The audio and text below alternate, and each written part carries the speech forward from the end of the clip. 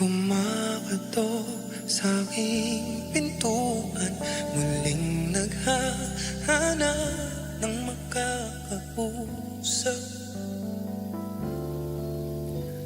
At eto naman ako, nakikinig sa mga kwento mo, paulit-ulit lang.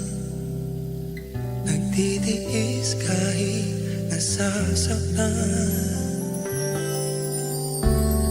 Ewan kung bakit ba hindi ka pa nadadala. Hindi ba't kailan lang na ikaiwanan niya. At ewan ko nga sa'yo, parang balewala ang puso ko. Ano nga bang meron siya? Nasaan